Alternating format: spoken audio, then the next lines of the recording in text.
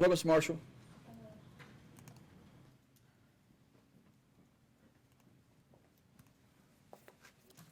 All right.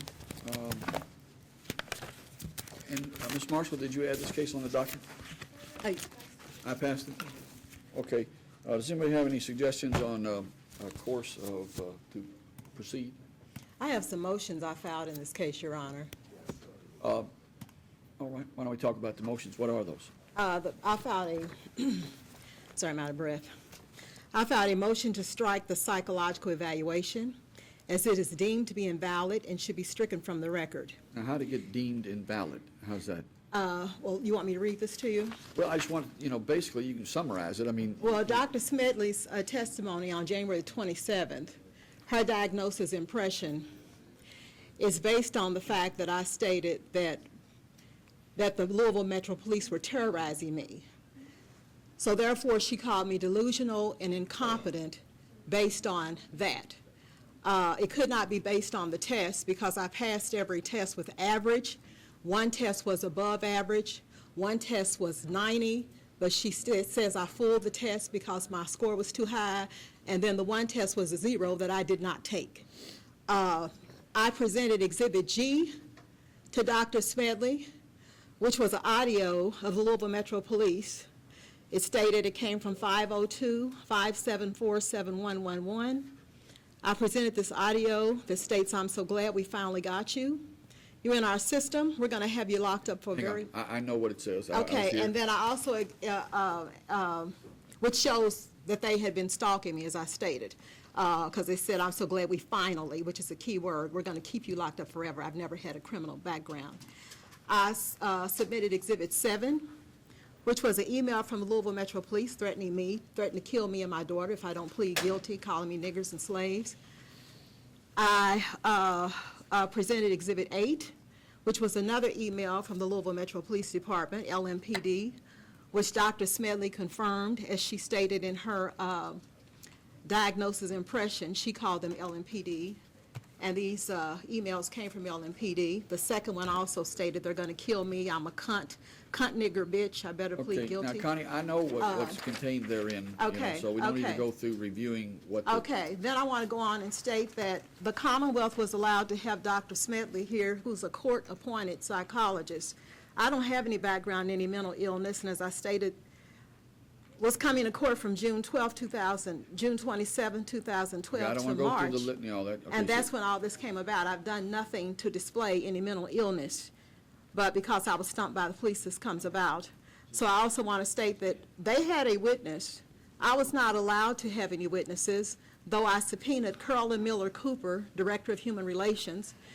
For some reason, she did not show up. They filed a motion to quash. I filed a motion in opposition of that quash, which I'm sure outruled their quash because I proved that Carolyn Miller Cooper could attest to the fact that I had been to the merit board from 2007 to 2012 from being tormented by the Louisville Metro Police Department. As a matter of fact, she accompanied me to 1 or 2 of the meetings, and then her staff accompanied me to the other ones.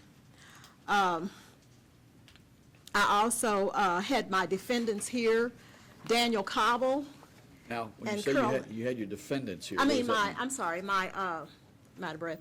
I also had my witnesses here, my subpoenaed witnesses that I subpoenaed, which cost me money to subpoena them, and I'm not the richest person in the world. This has destroyed my background. It's hard for me to find a job at this time, but I subpoenaed, when I get a job, it's destroyed. I subpoenaed my witnesses, Carolyn Jones and Daniel Cobble. They both accompanied me along with others out to the FBI on Sycamore Station Road regarding being terrorized by the Louisville Metro Police, and they had their complaints as well. We went out there twice. Daniel Cobble could also attest to the fact he's a key witness in this case, yet he was not allowed to testify. He can attest to the fact that he was also tormented by the police after he helped me with one of my court paperworks. He filed 2 amicus curiae in this case regarding that issue, along with a CD of them tormenting him as they have me.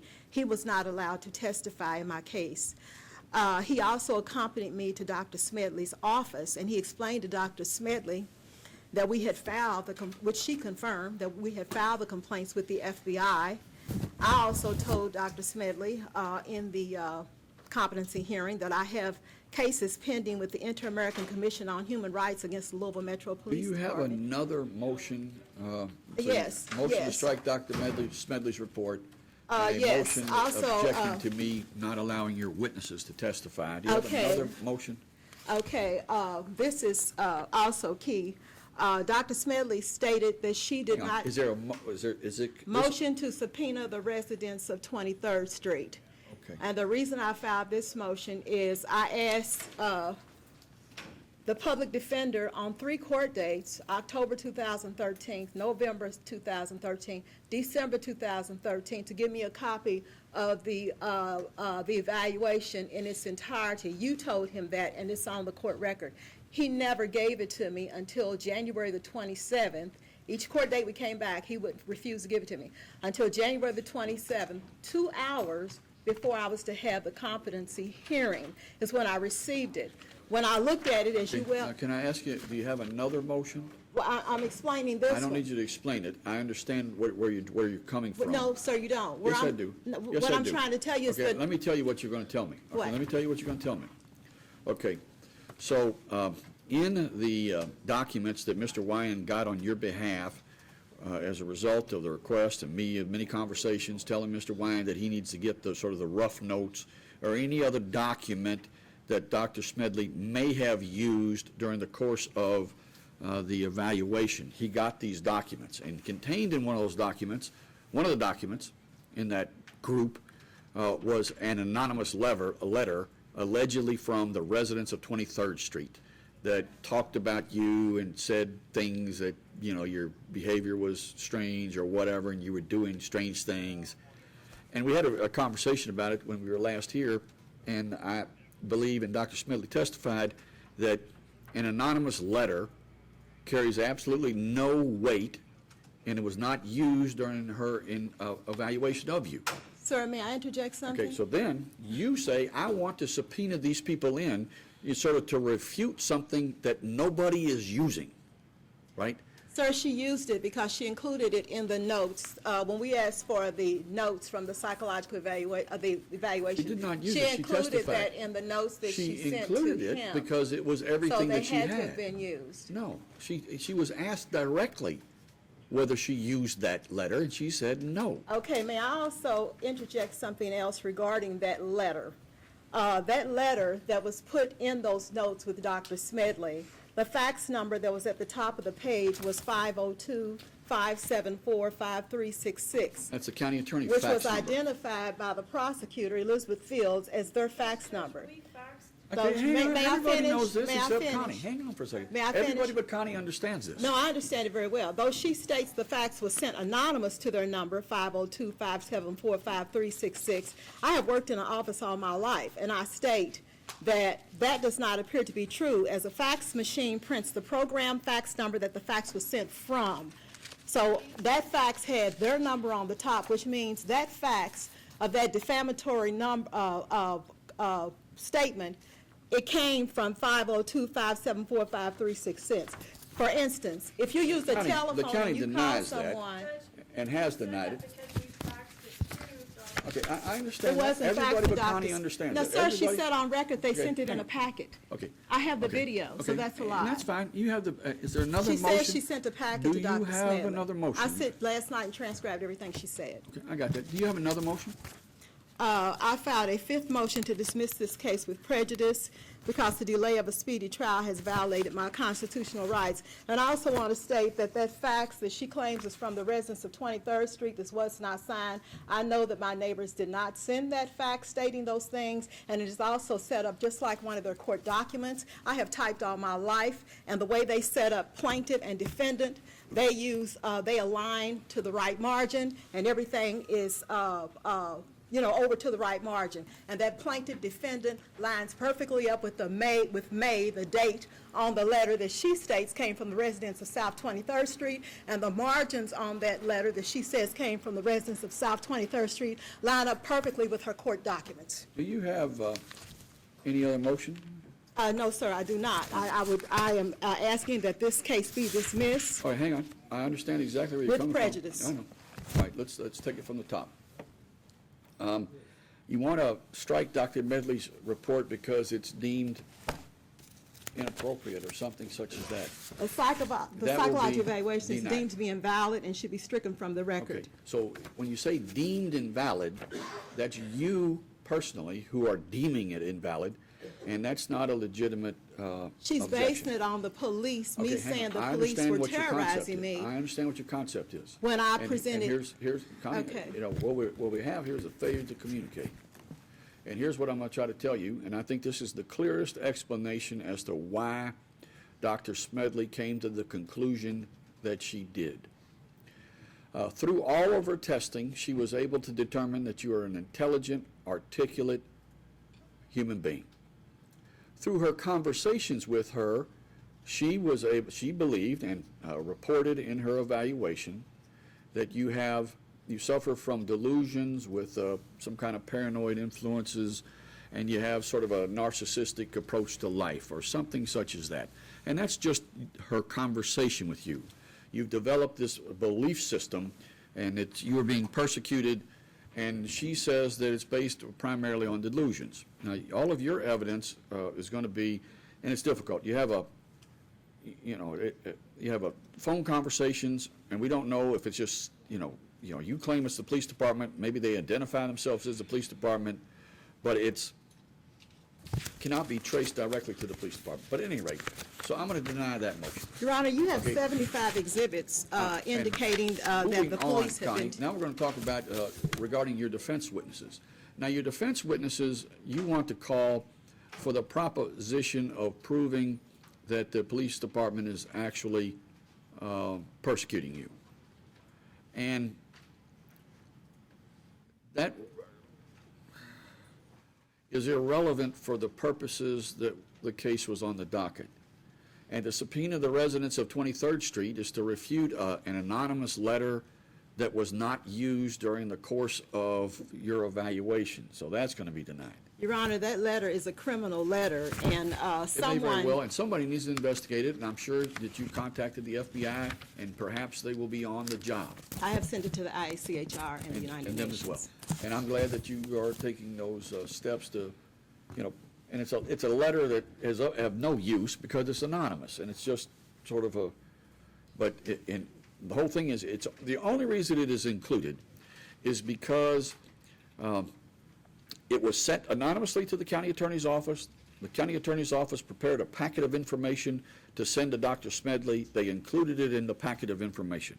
But she's saying it was faxed to them, and the way the fax machine works like a I don't telephone. want to get into how the fax There are machine fax works. numbers at the top, It so is. they can fax a As fax the to sender. themselves. As the sender. See, okay, so the number was on the top because the document that Mr. Wine picked up and that we reviewed was received by Dr. Smedley that said, here's where it came from. So, Sir, that's not correct. okay. Dr. Smedley's was sent in a packet. okay, so we're going to, I'm going to overrule that. The lack of a speedy trial, this case has gone on way too long. The case, there's been a finding that you are not competent to stand trial. Now we need to know what we want to do from here. And Ms. Fields, you have a suggestion. Well, I have a motion. What is it? Well, first, we would like the court to clarify if it is a final ruling incompetent but likely to regain. Yes. Okay. Then we have a motion to reconsider based on the statutory language says if she is found incompetent but likely to regain, the court shall commit her for treatment. All right. Mr. Wine, you have any comment about that? Well, obviously, Judge, I don't want to see Ms. Marshall go into custody, but we would agree with the Commonwealth that is what the language says. That does require you to take her into custody. Wait a minute now. You think that the language says that it requires me to take her into Says custody? if you find someone incompetent, unlikely to And likely. regain, the language of the statute requires you to take the person into custody. Really? Yes. Is that true, Ms. Fields? That's how I read it, Judge. Well, that's, It says well, shall we're gonna, commit the we're, defendant- It's on the last line. Okay. Shall commit the defendant to a forensic psychiatric facility and order him to submit to treatment for 60 days or until the psychologist or psychiatrist treating him finds him competent, whichever occurs first. shall commit.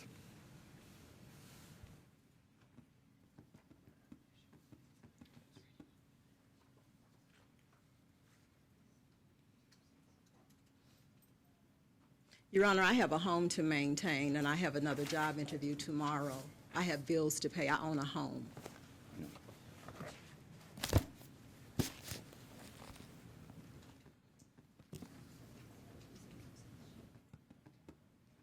And now the problem here, let me look at this for a second. Now,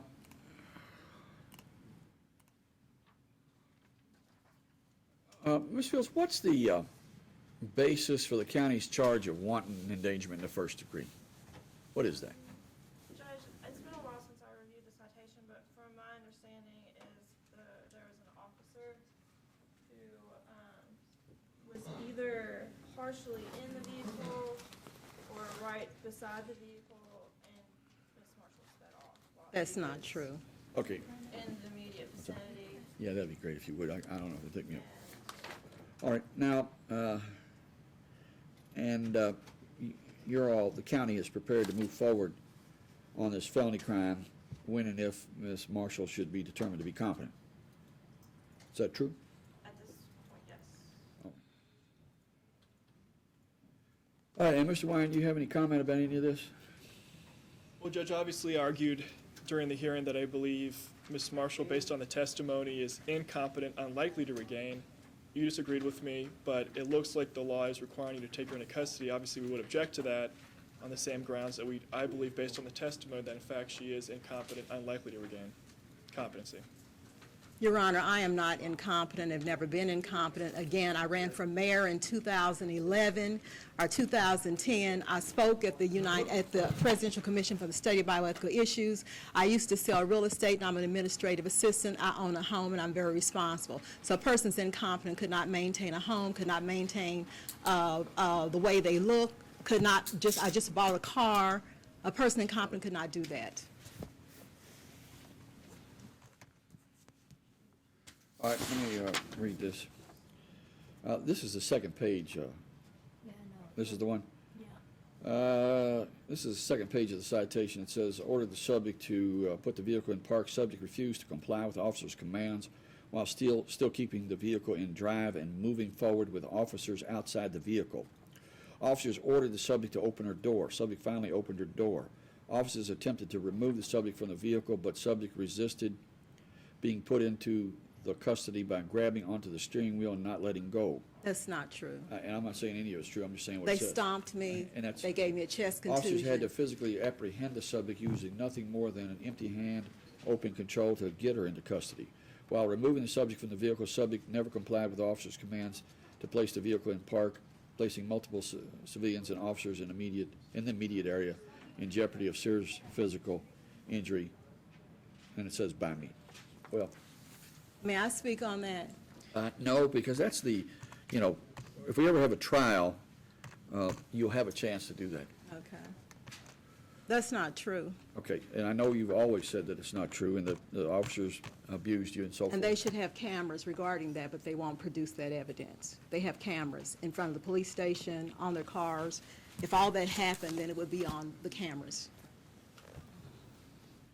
Well, unfortunately, Ms. Marshall, I'm going to ask the deputies to go ahead and take you into custody. Sir, what about my bills? Can I have one day to pay my bills, Your Honor? I think we got to get this May I done. have one day to pay? May I have one day to pay my bills, Your Honor? I'll lose my home, please. I'm not going anywhere, I'm a homeowner.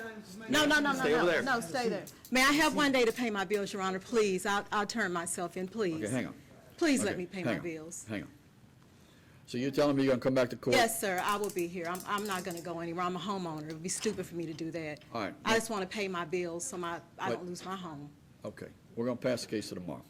Okay. And you're going to be back here at 9 o'clock in the morning? Yes, and I we'll will go forward be. from there. Okay, pursuant to that. Okay, we're going to, it's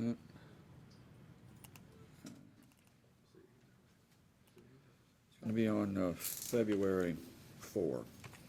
So what does this mean? I have to go into custody for 60 days or something? Connie, I'm not exactly sure how this is going to proceed. For a maximum of 60 days. And, Because I'm going to have to get someone to keep my house Yep. and all of that. yep. And so we'll see you tomorrow. At 9 o'clock? Yes, ma'am. Thank you. All right. Thanks, Judge.